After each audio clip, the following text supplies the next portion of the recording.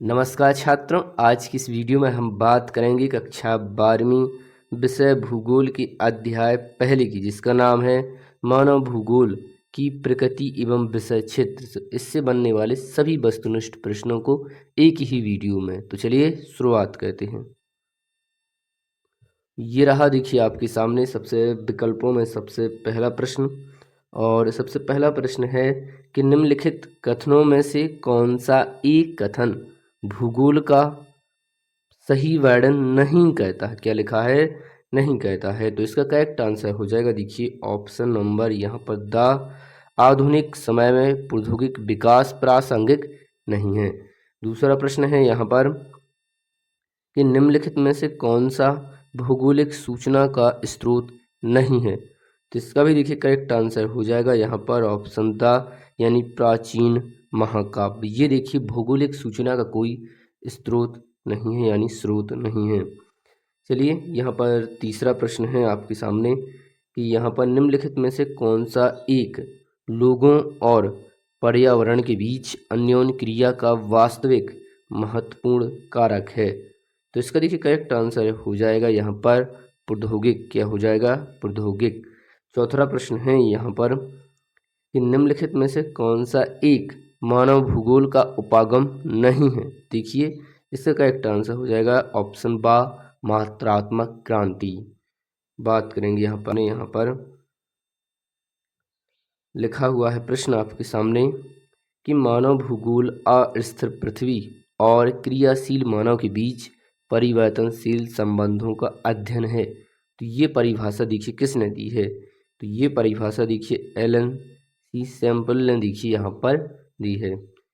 छठवां प्रश्न है कि निम्नलिखित में से मानव भूगोल का उपक्षेत्र है। तो ये देखिए मानव भूगोल का उपक्षेत्र कौन सा है? संसाधन भूगोल, यानी ऑप्शन सा यहाँ पर करेक्ट आंसर हो जाएगा। चलिए अब हम बात करेंगे यहाँ पर रिक्त स्थानों की। तो देखिए रिक्त स्थानों में यहाँ पर सबसे पहला प्रश्न है यहाँ पर कि भूगोल में किसी भी घटना का अध्ययन खालिस्तान तरीके से किया जाता है।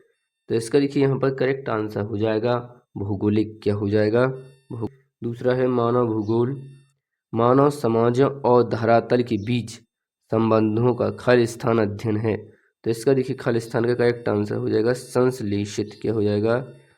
संश्लेषित। तो ये देखिए यहाँ पर करेक्ट आंसर हो जाएगा।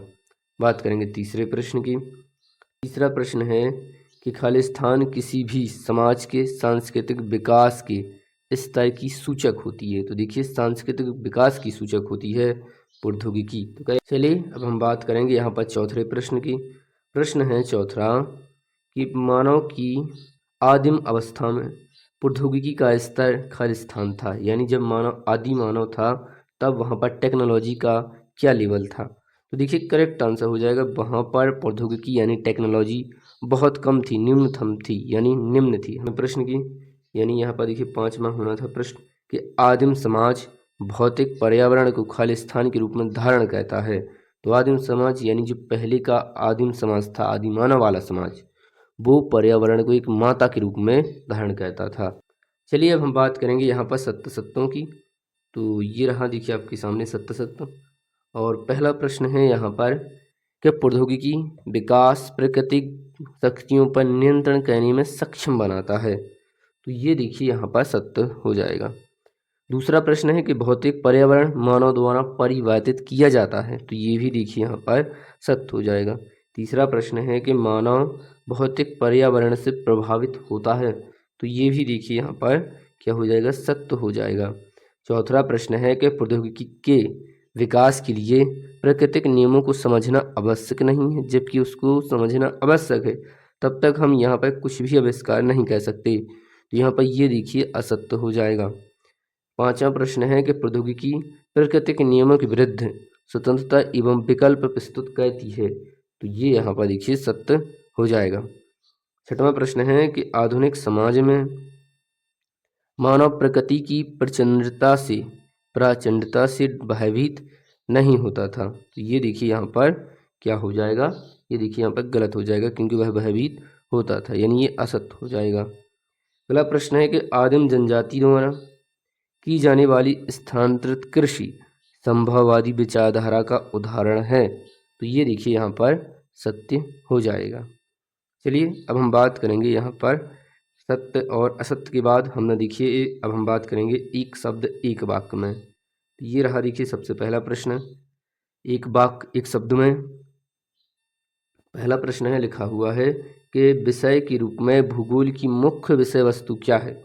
तो इसका देखिए यहाँ पर करेक्ट आंसर हो जाएगा स्थानिक अध्ययन। क्या हो जाएगा, देखिए हो जाएगा पहले का आंसर।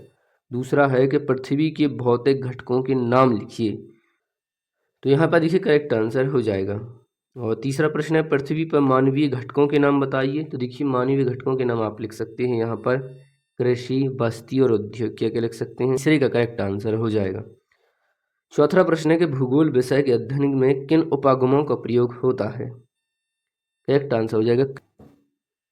तो देखिए चौथे का यहाँ पर करेक्ट आंसर हो जाएगा क्रमबद्ध और प्रादेशिक। पांचवा प्रश्न है, मानव भूगोल किसका अध्ययन करता है। तो ध्यान अध्ययन करता है, करेक्ट आंसर हो जाएगा मानव और पर्यावरण का। इसी के साथ ये वीडियो यहाँ पर समाप्त होती है।